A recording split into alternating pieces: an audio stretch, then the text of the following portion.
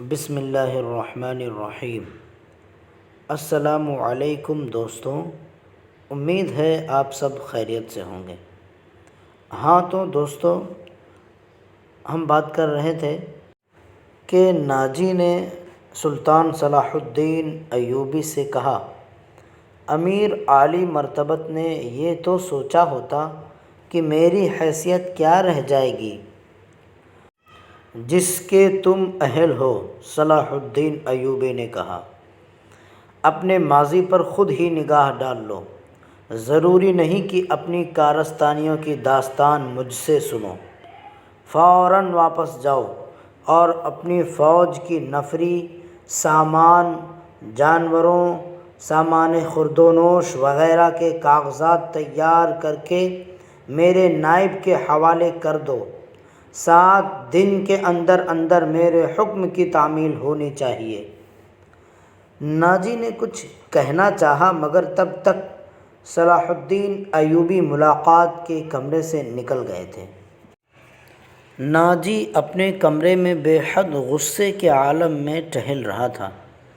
زکوئی اسے ٹھنڈا کرنے کی بہت کوشش کر چکی تھی، لیکن اس کا غصہ بڑھتا ہی جا رہا تھا۔ آپ مجھے اس کے پاس جانے دیں، زکوئی نے چوتھی بار کہا، میں اسے شیشے میں اتار لوں گی۔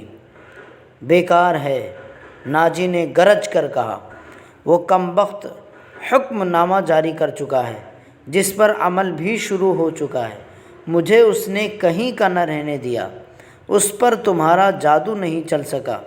مجھے معلوم ہے کہ میرے خلاف یہ سازش کرنے والے کون لوگ ہیں۔ وہ میری ابھرتی ہوئی حیثیت سے حسد کرتے ہیں۔ میں امیر مصر بننے والا تھا، میں نے یہاں کے حکمرانوں پر حکومت کی ہے، حالانکہ میں معمولی سا ایک سالار تھا، مگر اب تو میں سالار بھی نہیں رہا۔ اس نے دربان کو اندر بلا کر کہا کہ ادروش کو بلا لائے۔ اس کا ہمراز اور نائب ادروش آیا تو ناجی نے اس کے ساتھ بھی اسی موضوع پر بات کی۔ اسے وہ کوئی نئی خبر نہیں سنا رہا تھا۔ ادروش کے ساتھ وہ صلاح الدین ایوبی کے نئے حکم نامے پر تفصیلی تبادلہ خیال پہلے بھی کر چکا تھا، مگر دونوں اس کے خلاف کوئی کارروائی سوچ بھی نہیں سکے تھے۔ مگر اب اس کے دماغ میں ایک چال آ گئی تھی۔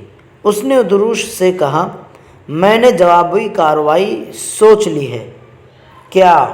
ادروش نے پوچھا۔ بغاوت، ناجی نے کہا۔ ادروش چپ چاپ اسے دیکھتا رہا۔ ناجی نے کہا، تم حیران ہو گئے؟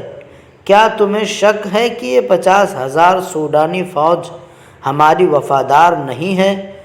کیا یہ صلاح الدین ایوبی کی نسبت مجھے اور تمہیں اپنا حاکم اور خیر خواہ نہیں سمجھتی؟ کیا تم اپنی فوج کو یہ کہہ کر بغاوت پر آمادہ نہیں کر سکتے کہ تمہیں مصریوں کا غلام بنایا جا رہا ہے اور مصر تمہارا ہے؟ ادروش نے گہری سانس لے کر کہا، میں نے اس اقدام پر غور نہیں کیا تھا۔ بغاوت کا انتظام تو ایک اشارے پر ہو سکتا ہے، لیکن مصر کی نئی فوج بغاوت کو دبا سکتی ہے اور اس فوج کو کمک بھی مل سکتی ہے۔ حکومت سے ٹکر لینے سے پہلے ہمیں ہر پہلو پر غور کر لینا چاہیے۔ میں غور کر چکا ہوں، ناجی نے جواب دیا۔ میں عیسائی بادشاہوں کو مدد کے لیے بلا رہا ہوں۔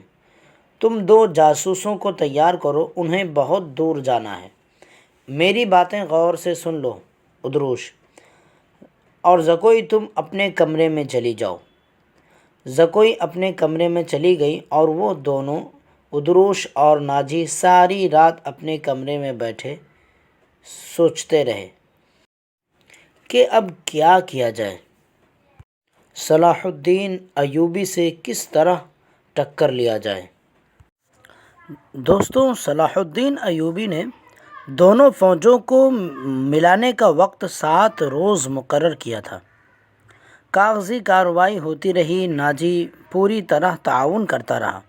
4 روز گزر چکے تھے، اس دوران ناجی ایک بار پھر سلطان صلاح الدین ایوبی سے ملا، لیکن اس نے کوئی شکایت نہ کی، بس تفصیلی رپورٹ دے کر سلطان صلاح الدین ایوبی کو مطمئن کر دیا کہ 7ویں روز دونوں فوجیں ایک ہو جائیں گی۔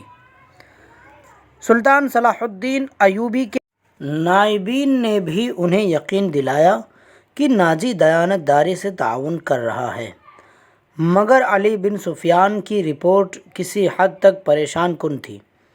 ان کی انٹیلیجنس نے رپورٹ دی تھی کہ سوڈانی فوج کے سپاہیوں میں بے اطمینانی اور ابتری سی پائی جاتی ہے، وہ مصری فوج میں ملنے سے راضی نہیں، وہ مدغم نہیں ہونا چاہتے۔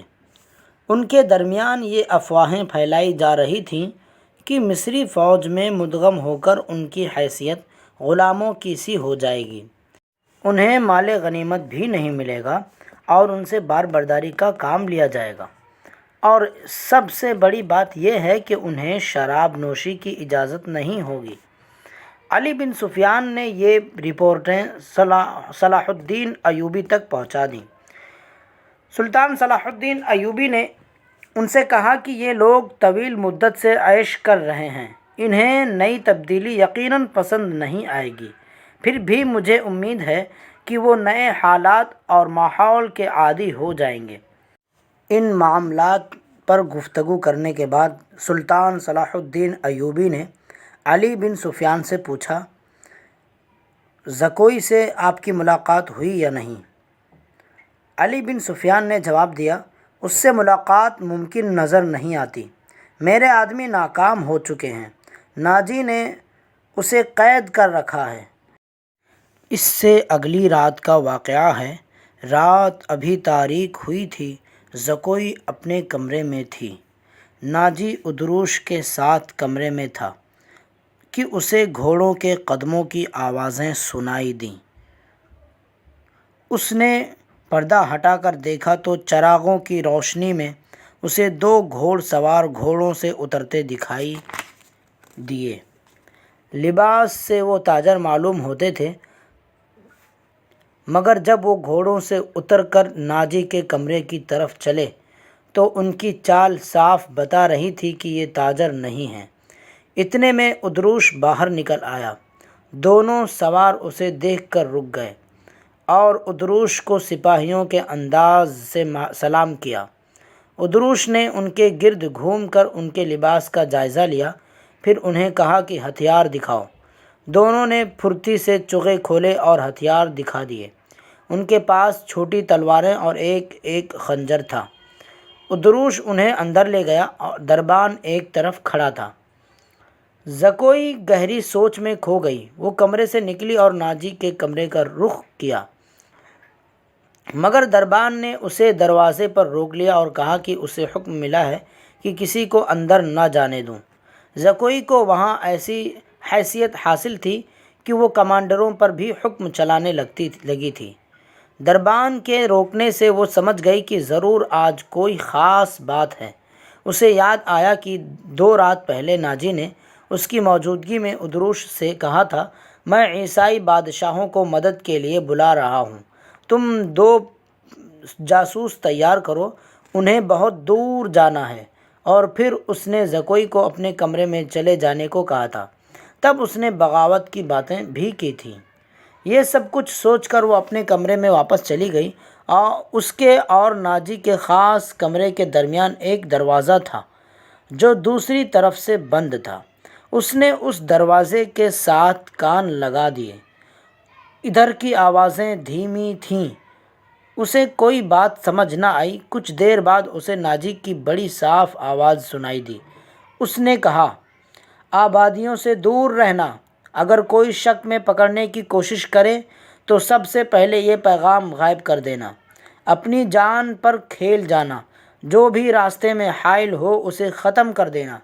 تمہارا سفر 4 دنوں کا ہے، مگر تم 3 دن میں پہنچنے کی کوشش کرنا۔